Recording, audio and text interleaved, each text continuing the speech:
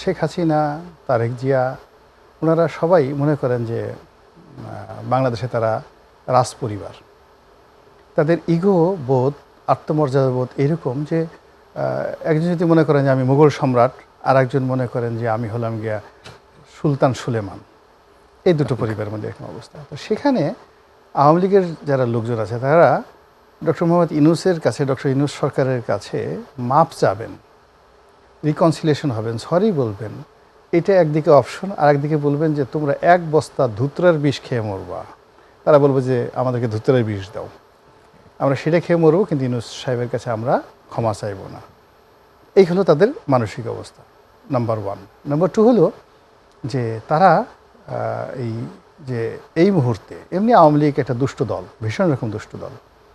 তারা নিজেদের জনসভায় বোমা মেরে বিএনপিকে দায়ী করবে, আবার বিএনপির বোমা মেরে বিএনপির জনসভায় যখন ক্ষমতায় থাকে, যখন তারা বিরোধীদের থাকে, নিজেদের মধ্যে বোমা মেরে তারা বলবে বিএনপি মেরেছে।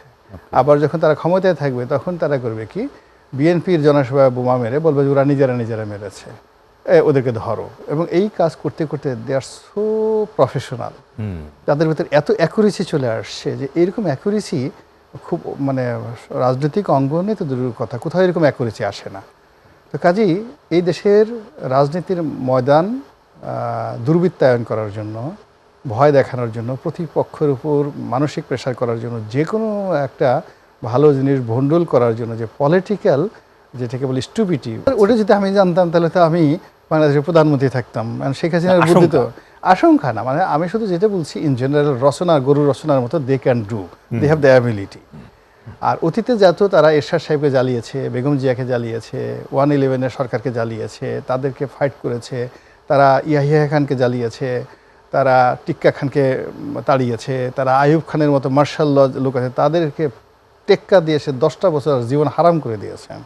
তো এই সকল অভিজ্ঞতার ভান্ডারের সঙ্গে তাদের নতুন যুক্ত হয়েছে হাজার হাজার কোটি টাকা। তার সঙ্গে যুক্ত হয়েছে এই মুহূর্তে মানে ভারত যেভাবে আওয়ামী লীগকে সমর্থন করছে, ওপেনলি আশ্রয় দিচ্ছে, আমার জানা মতে গত 100 বছরে কোনো এরকম বৃহৎ রাষ্ট্র অন্য কোনো একটি রাষ্ট্রের সম্পূর্ণ একটা ক্যাবিনেটকে এবং তাদের পাত্র মিত্রকে তুলে নিয়ে শাহী মেহমানখানায় বসিয়ে তাদেরকে এইভাবে আবার ক্ষমতায় বসানোর জন্য তারা সমর্থন দিয়েছেন। আমি প্রকাশ্যে এরকম গত 100 বছর আমি কোনো রাষ্ট্রের দেখিনি। আর এখানে যারা বলেন যে আমরা ম্যাটিকুলাসলি আন্দোলন করেছি, ম্যাটিকুলাসলি ক্ষমতায় এসেছি, আমার কাছে মনে হয় আওয়ামী লীগ যে পালিয়ে গেছে, দ্যাট ওয়াজ মোর ম্যাটিকুলাস। আপনি গিয়ে দেখেন যে এখানে শেখ পরিবার বলেন, আওয়ামী লীগের যত অ্যাসেট আছে, যে সমস্ত রাজনৈতিক লোকজন আছে, ধনী আছে, পরিবারের লোকজন আছে, একজনও কি ধরা পড়েছে? সবাই নিশ্চিন্তে কীভাবে গেছে এখন দেখেন তাদের।